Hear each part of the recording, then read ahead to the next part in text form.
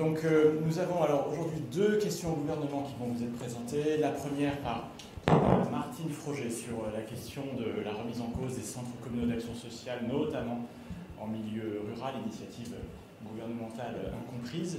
La deuxième sur la lutte contre l'extrémisme et notamment l'extrême droite et les intentions du gouvernement à cet égard, notamment à la suite d'un événement qui a eu lieu dans le Loiret ce week-end et qui n'a fait l'objet d'aucune forme de réaction de la part de l'exécutif, avant d'aborder les sujets budgétaires et le sujet Mayotte qui vont dominer l'activité de la séance et de la commission.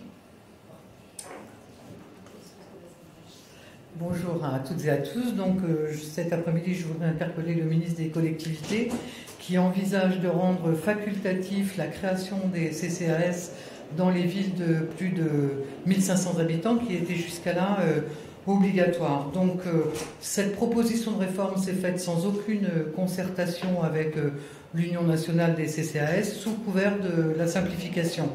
Donc je veux juste rappeler qu'aujourd'hui les CCAS sont mobilisés sur le terrain pour dénoncer cette réforme qui joue un rôle essentiel sur les territoires, notamment les territoires ruraux, en direction des plus vulnérables.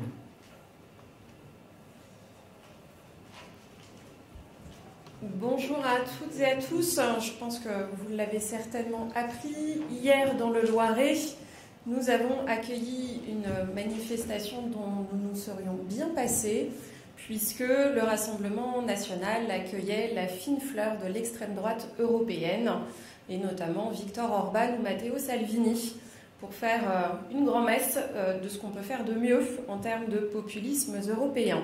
Je souhaite donc interpeller le Premier ministre et l'ensemble des membres du gouvernement face à leur silence assourdissant devant les prises de position qui ont pu être celles exprimées hier, mais aussi incarnées par l'ensemble de ces leaders d'extrême droite. Je vous remercie.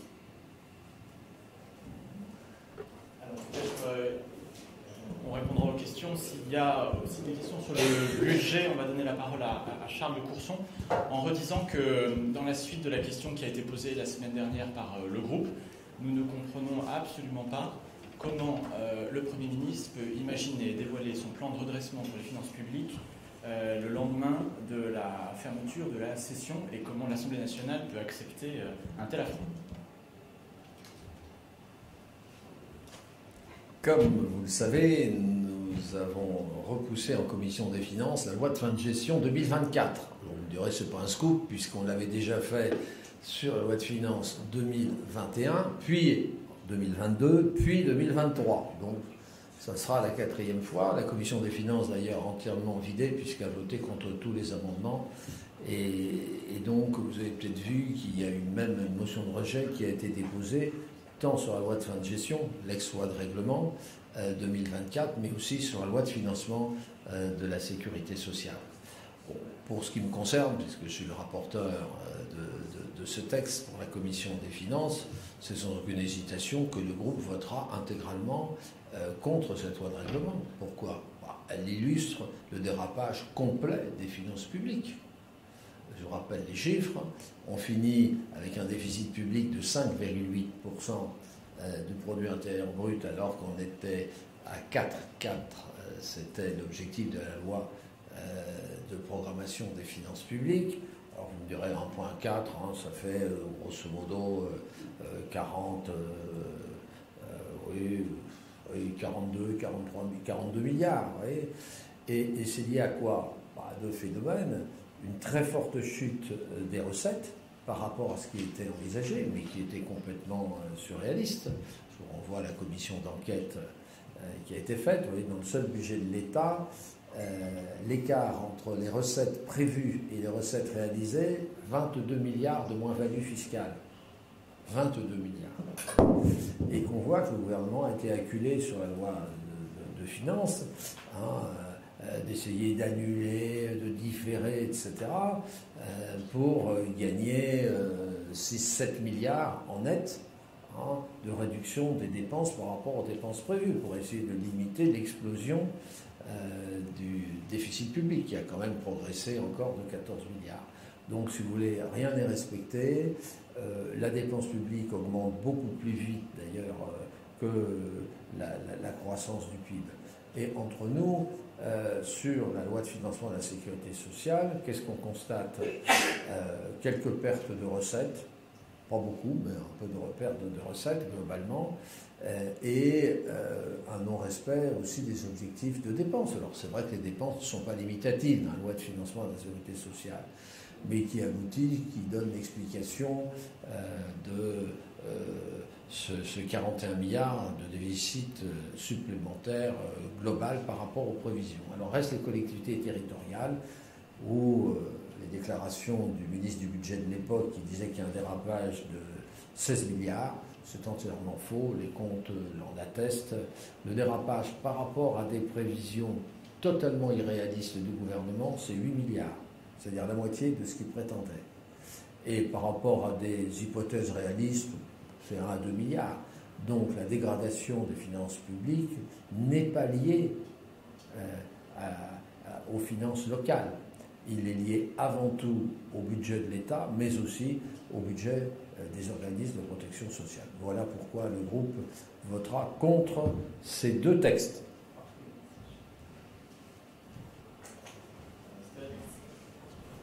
Commence aujourd'hui l'examen en commission des lois de la loi Mayotte 2, dite de refondation et de reconstruction, fondation je ne sais pas, construction tout court de Mayotte. Par contre, avec un tour de prestidigitation budgétaire, puisque vous le savez, une loi de programmation n'est pas une loi de finances. Je vous rappelle que le gouvernement Bayrou a repris le budget Barnier qui a été commis avant le cyclone. Donc ils viennent de se faire 1 an sans prévoir la reconstruction de Mayotte. Et donc ce que nous entamons comme discussion n'engage pas les dépenses de l'État pour Mayotte. Vous savez tous ici les risques qui pèsent sur la loi de finances qui va être discutée cet automne. Donc on va dans ces discussions haut les cœurs avec sur le papier peut-être 4 milliards pour Mayotte, mais lors des auditions le budget ne savait pas d'où venait cet argent, si c'était un réemballage d'annonces qui avait déjà été faites, s'il y avait de l'argent pour Mayotte. Sur place, la situation n'est pas bonne. Il y a une multiplication des conflits sociaux puisque pas 1 centime n'a été décaissé pour Mayotte à ce jour pour la reconstruction. Rien n'a été entamé. L'État n'a même pas payé les entreprises et les collectivités qui ont payé de leur poche et fait le travail du déblaiement de Mayotte. Donc mes entreprises, si elles ont survécu à Chido, vont crever de l'inertie administrative. Donc on n'est quand même pas très bien. Néanmoins, dans cette loi Mayotte 2, et sur la table par un amendement du rapporteur général Vigier, une hausse de 80% du SMIC au 1er janvier 2026, un calendrier de convergence sociale, mais bon, la haute administration sociale ne dit pas comment, et puis il n'y a pas d'étude d'impact, quand même assez alarmant. Il y a quelques infrastructures comme le nouvel aéroport et le 2e hôpital qui sont prévus mais pas financés. Donc il y a quand même des gros points d'interrogation. Ça veut dire une bataille importante au niveau des débats ici, avec à ce jour 400 amendements en commission des lois, mais il y a aussi en affaires économiques et en commission des finances. Il y a une zone franche qui est prévue et 2 points de vigilance extrêmement importants. D'abord, l'article 19 qui prévoit l'expropriation sans prévoir d'accord de compensation avant que les Mahoraises et les Mahorais soient privés de leurs terres. Donc en fait, je vous la fais courte, sur un droit constitutionnel qui est le droit à la propriété privée. L'État voudrait qu'à Mayotte, il puisse prendre les terres sans même avoir indemnisé les propriétaires mahoraises et mahorais. Vous voyez un petit peu la dérogation aux petits oignons que se prévoit l'exécutif. Ça avait été rejeté, parce que vous avez bonne mémoire, lors de la loi d'urgence en janvier, et donc l'État revient à la charge. Et l'autre élément qui fait l'objet d'une levée de bouclier locale, c'est le fait que l'État ne respecte pas son engagement de mettre fin au visa territorialisé qui fixe à Mayotte les étrangers.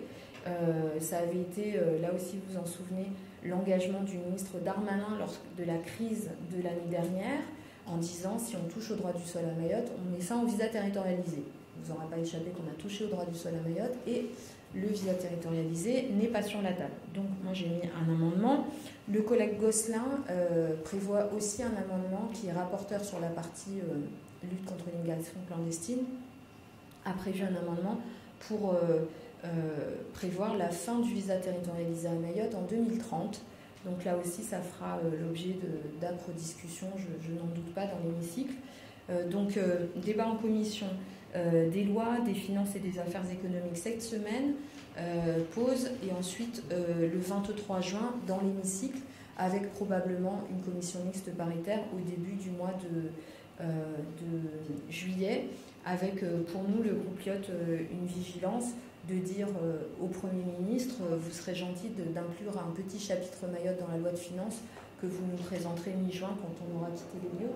Mais donc de dire que dans le budget, puisqu'il n'y a eu aucune concertation avec les élus mahorais sur le budget, on l'a appris par voie de presse en préparation, on ne sait pas comment est-ce que le gouvernement Bayrou, vous vous souvenez que le Premier ministre était venu contraint et forcé fin décembre. Voilà, on sent qu'il y a vraiment un enthousiasme fort du Premier ministre sur Mayotte, mais nous restons vigilants puisque vous savez que c'est la devise de Mayotte. Merci beaucoup.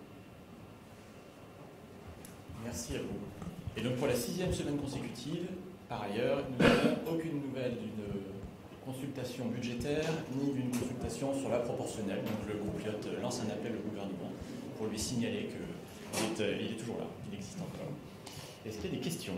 Oui, sur le fait de trouver 40 milliards ou 25, je ne sais pas, il y a plusieurs hypothèses qui sont avancées. Il y a l'année blanche, il y a la TVA sociale, et puis, quelle serait, vous, votre proposition? Alors, sous le contrôle de Charles et de notre président Laurent, je crois que la proposition d'abord, c'est de refuser de commenter à blanc des ballons d'essai et des baudruches médiatiques qui sont lancés dans le désordre par le gouvernement, alors même que, dans le même temps, le gouvernement attend et annonce qu'il ne se prononcera qu'une fois la session terminée. Je pense qu'il y a une façon de discréditer et le gouvernement et le Parlement qui est aujourd'hui à l'œuvre. Et notre premier réflexe, c'est de dire que nous avons droit à autre chose qu'à des annonces médiatiques qui sont de toute façon suivies de démentis. C'est un exercice complexe, hein, c'est pas Charles qui va le démentir, mais là il y a un problème fondamental de méthode et nous ne comprenons pas comment l'Assemblée nationale peut l'admettre, peut l'accepter aujourd'hui. D'ailleurs, je ne pense pas que ça ait de précédent qu'un gouvernement annonce à l'avance qu'à la fin de la session, après la fin de la session, il dévoilera ses intentions sur le budget. Donc le message est toujours le même, il faudrait que Matignon arrête de se cacher derrière les rideaux.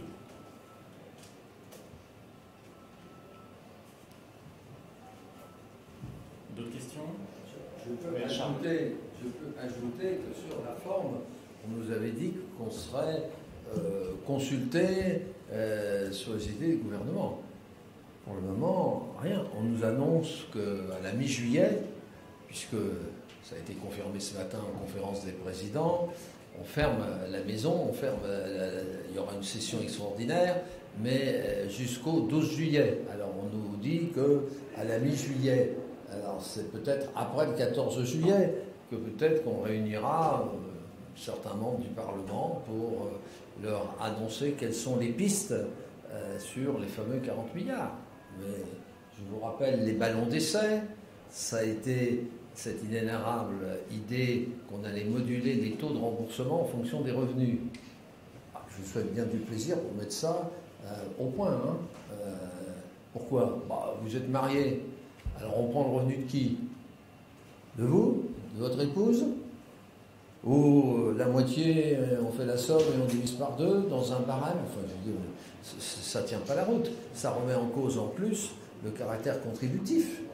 Puisque je vous rappelle que la cotisation sociale en droit constitutionnel, c'est un prélèvement obligatoire qui ouvre droit à des contreparties, à la différence de l'impôt qui n'ouvre droit à aucune contrepartie. Voilà. Même si elles sont que potentielles. Vous voyez, je vous prends cet exemple. Alors après, il y a aussi les 10% sur les retraités. pour après se faire dire non, je vous rassure, ça ne sera pas le cas. Troisième exemple, les déclarations de Mme la ministre du Budget en disant je vais faire 2 à 3 milliards d'économies sur les opérateurs de l'État. Les opérateurs de l'État, c'est 75 milliards. Voilà.